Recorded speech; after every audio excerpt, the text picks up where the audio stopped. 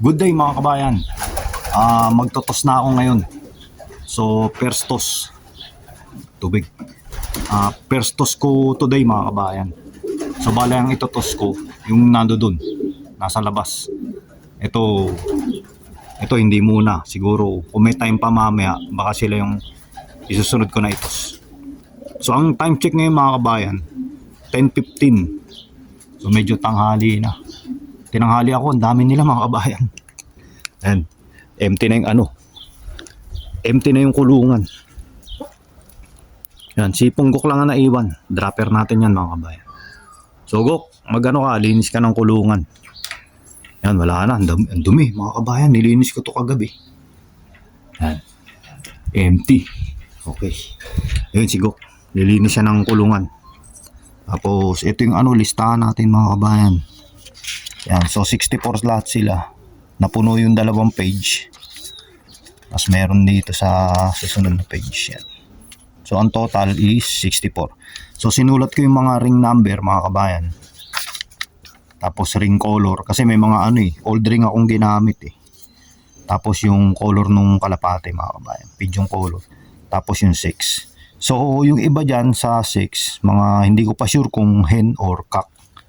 So malalaman natin yan pagka gumulang na sila mga kabayan. So yan lang muna yung sinulat ko pansamantala.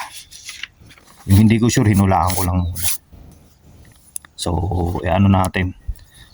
Magtotos na tayo. Tago ko lang tong pen. Yan. Ito yung listahan. Mahalaga to mga kabayan.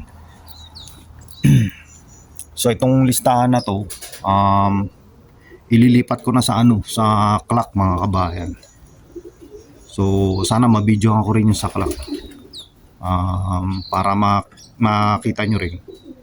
Para makita nyo rin kung paano nilalagay yung ring number, tapos yung color ng pigeon, tapos yung sex nila sa benching clock. Medyo luma yung benching clock ko mga kabayan. Second hand ko siyang nabili kay Dave. So andito yung kalapate natin mga kabayan. Niligay ko na sa likod ng port territory natin. Ito yung namin yung beast.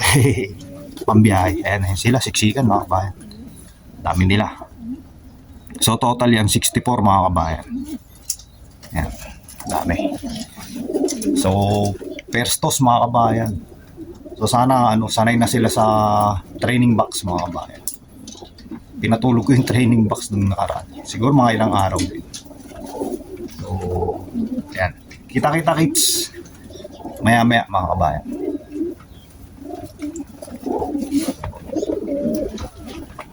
Welcome back mga kabayan. Nandito na kami sa sa Arboretum, Canberra. So ito yung mga kalapate namin mga kabayan. Kaya mga kabayan, siksikan sila. Sardinas. Ito yung mga sardinas style mga kabayan na itotos. Kawawa naman sila, siksikan. So kararating lang namin mga kabayan. Ibababa muna namin. Tapos pagpapahingayin namin ng 5 minutes para matansya nila yung homing instinct nila mga kabayan. Ma-workout nila kung nasan silang lugar. So maya-maya na lang mga kabayan. Okay mga kabayan. Welcome back mga kabayan. Time check. 11 o'clock mga kabayan. Yan. So i-ready na natin sila. Medyo siguro na na nila yung homing instinct nila. Kumbaga nalaman na nila kung nasan banda sila. Pero i-double check pa nila yan pag angat nila, di ba mga kabayan? Paglipad. So i-ready ko nang buksan yung mga kumbaga bubuksan ko na yung release door. So yan, pakikuhaan mo nga ako. Bubuksan ko lang yung pinto. Tama kay anak ko mga kabayan. Pangalawa na. Ready na kayo mga kabayan. So ready na rin ba kayo?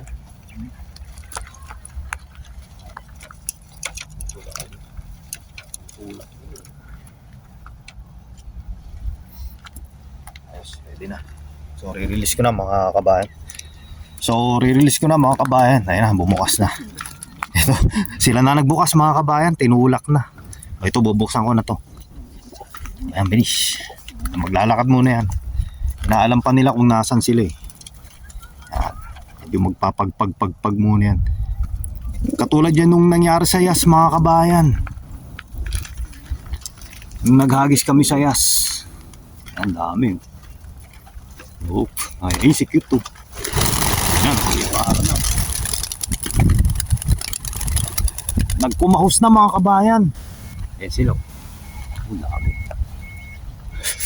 Dami, sana makauwi lahat. Kuya, wala nang natira no, sa loob. Yan, dami.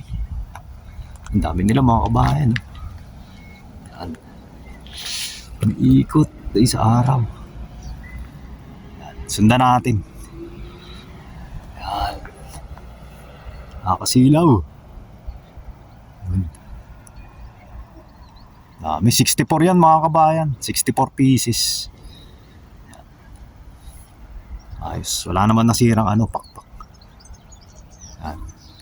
Naalam pa nila oh. Layo na. Yan. Galing. Sana makauwi lahat. Perstos. Arboretum. Sana. Yun, lumalayo na.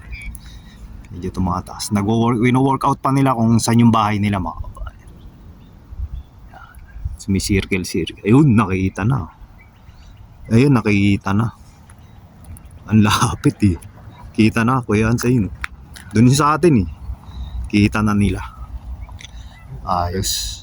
Iikot pa yan. Babalik pa rito. Ang liit.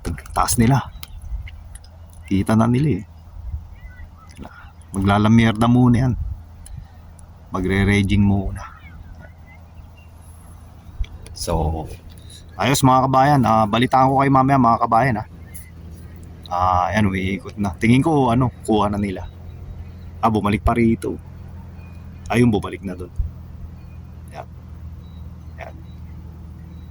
Ayos. Umiikot pa rito. Nabalik pa rito.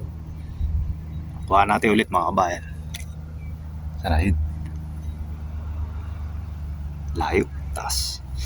Hindi kita. Nakakasilaw. Yan. Sana? Nawala na. Hindi ko na makita mga kabayan. Nasilaw ako sa araw. Saan ako yan? Andito banda. Wala. Okay na yan. Kuha na nila yan. Ang lapit lang. Sa road distance mga kabayan, pag nag-drive ng sasakyan, 12 km mga kabayan. So yung air distance siguro mga 5 km lang yan. O 6 mga ganun. So malapit lang. First training nila mga kabayan. So hopefully makabalik silang lahat. Para para marami pa rin tayong may re-race mga kabayan. So ayusin ko na ito mga kabayan. Ipapasok na namin ni Kuya Ann sa sasakyan. So wala nang natira no. Wala nang laman. Nakalabas sila lahat.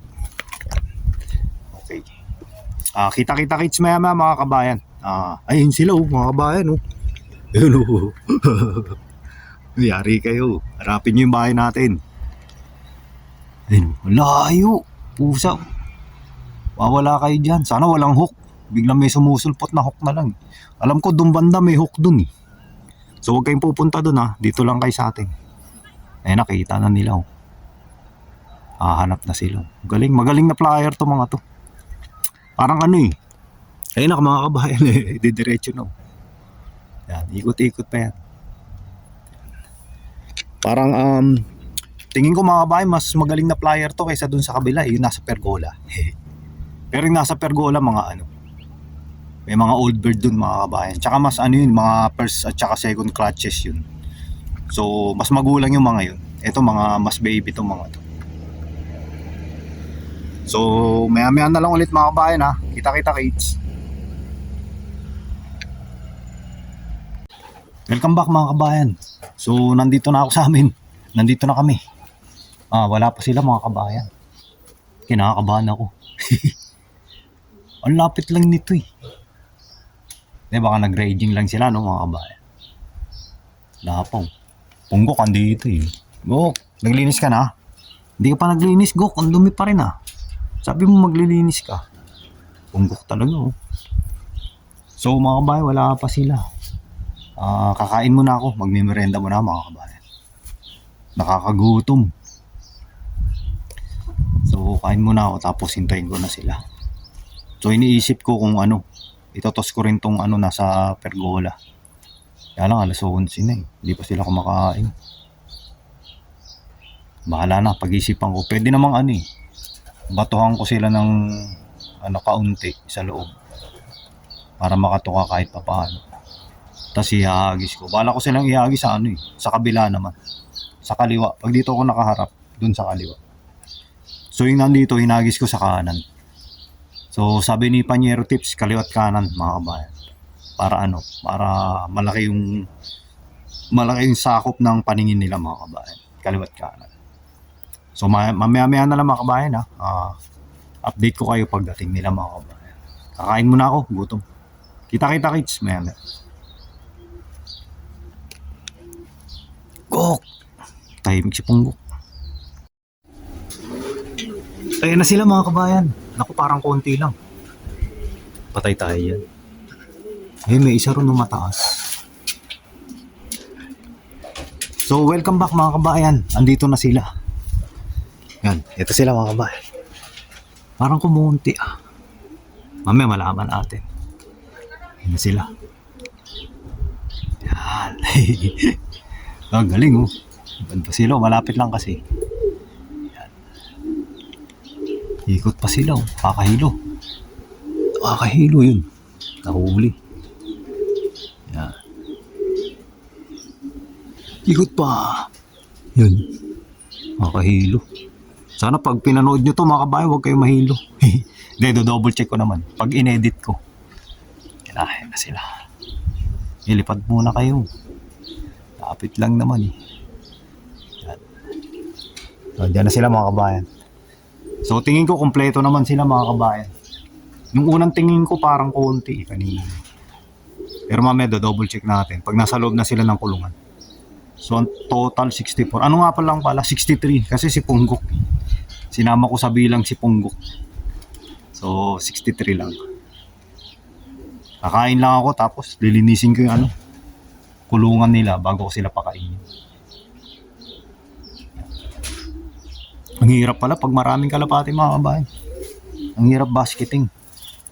Ang hirap maglagay sa training box. So nakita ko yung kay Reggie Cruz mga kabayan. Kasi nanonood din ako dun. Fans ako ni Reggie Cruz. Yung ginagawa niya sa training box. Dun pinapadaan yung mga young bird. So siguro i-apply ko yun next year dito sa loop ko. So dito nga pala sa Australia, meron na rin gumagawa.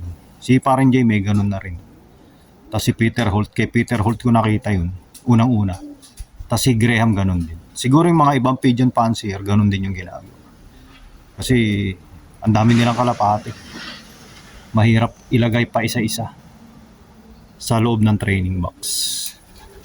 So kailangan ganung style talaga.